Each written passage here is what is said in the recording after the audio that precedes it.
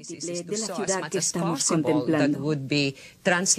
La intención es mostrar lo más verazmente posible una escena que, seguramente, era común en la época en que fue pintada.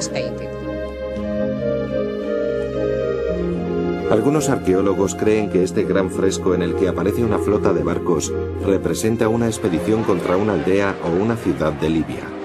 Otros opinan que se trata de un enfrentamiento entre dos ejércitos, el minoico y el micénico, por la conquista de una ciudad que bien pudiera ser la propia Acrótiri.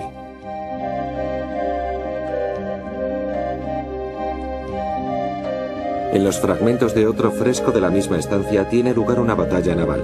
Los cuerpos desnudos de los guerreros ahogados flotan en el agua junto a sus escudos. Vemos guerreros, armas y barcos de guerra, pero todo ello envuelto en una atmósfera que irradia paz y calma, incluso alegría.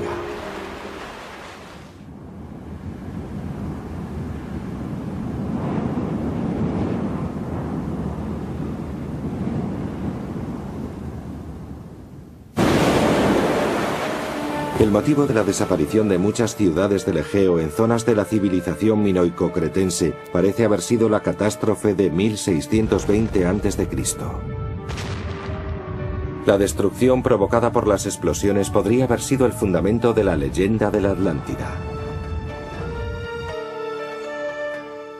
El conocimiento que tenemos de la Atlántida procede de Platón, quien escribe sobre ella en dos de sus diálogos, el Timeo y el Critias. De acuerdo con el filósofo griego, un sacerdote egipcio le contó la historia de la destrucción de la isla ocurrida 9000 años atrás. Las coordenadas geográficas indicadas por Platón llevaron a los estudiosos a buscar durante siglos algún vestigio de la Atlántida más allá del estrecho de Gibraltar y de las antiguas columnas de Hércules, en pleno océano Atlántico. Para algunos, aquella historia ocurrida en un pasado remoto, que cuenta el derrumbamiento de una extraordinaria civilización a causa de una inmensa catástrofe natural, recuerda demasiado a las circunstancias que acabaron con esta isla. El cataclismo tuvo que infligir un grave daño a los minoicos y sus colonias en el Egeo.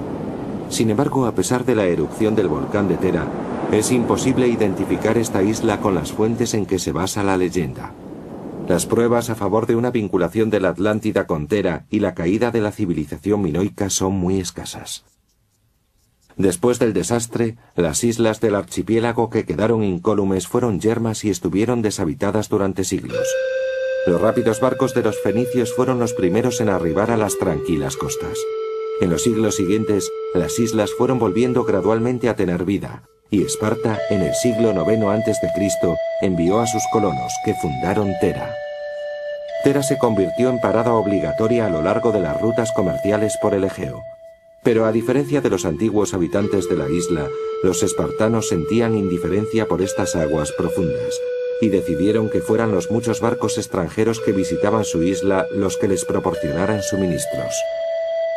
Los espartanos prefirieron dedicarse a cultivar la tierra, y explotando toda la superficie que les fue posible, consiguieron, entre otros productos, obtener un vino que resultó muy demandado en el exterior.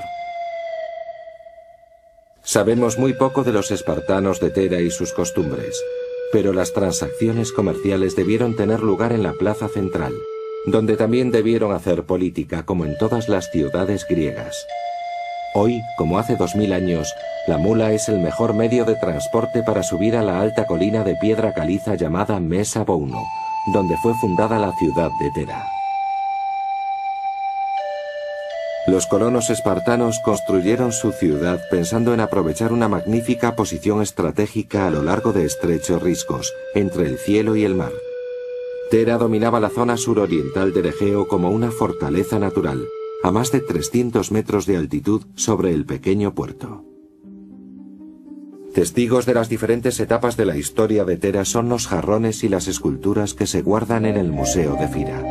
Como todos los espartanos, también los habitantes de Tera eran conservadores en sus manifestaciones artísticas, manteniendo el austero estilo geométrico en la decoración de vasos y ánforas, a diferencia de otras partes de Grecia, donde se representaba ya a los dioses y héroes de la mitología.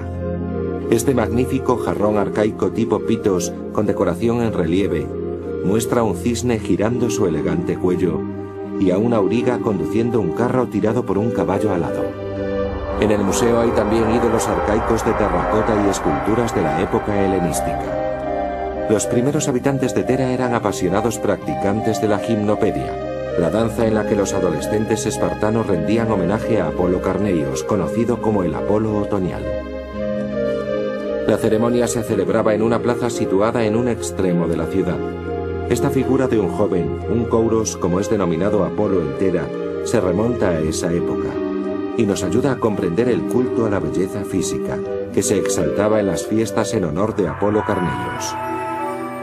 En torno al siglo III a.C., la colonia espartana de Tera pasó al área de influencia de los Ptolomeos, gobernadores de Egipto tras la conquista de Alejandro. El primer monumento que encontramos en Tera es el Temenos de Artemidoro, o más bien lo que queda de él. Artemidoro fue un almirante de la flota ptolomea estacionada en Tera. La isla fue una importante base naval y militar egipcia en el Egeo. En señal de devoción, Artemidoro erigió un santuario a los dioses, retratándose a sí mismo con una corona, junto al delfín de Poseidón, el dios del mar. Todavía podemos admirar aquí el altar de la Concordia, el águila de Zeus y el león de Apolo Estefanóforo.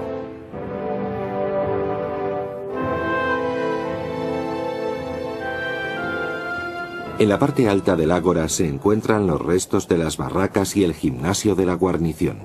Se remontan a la época tolemaica del siglo II a.C. Desde esta estratégica posición controlaban la ciudad y el movimiento de los barcos mucho antes de que llegaran a puerto. Cuando la isla pasó a ser colonia romana se construyó el llamado Pórtico Real. Como en el Foro de Roma, este era el lugar de encuentro de los mercaderes, donde se realizaban tasaciones y se administraba justicia. El techo descansaba sobre columnas y había espacio para estatuas de los césares y sus esposas.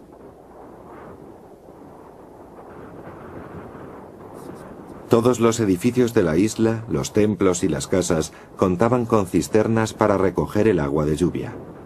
A pesar de ello, la sequía era su principal problema. Al final, los habitantes de Tera fueron vencidos por la sed y el hambre, fruto de una terrible sequía que duró 7 años. En la época de la dominación romana, Tera ya había perdido toda su importancia. Hacia el siglo IV de nuestra era llegaron a estas costas rocosas los primeros cristianos a predicar el evangelio y a transformar los templos paganos en iglesias, como esta de Agios Estéfanos. El volcán ha marcado el curso de los acontecimientos durante miles de años, regulando el flujo de la vida en la isla. De nuevo fue el volcán en el año 726 después de Cristo el que destruyó Tera.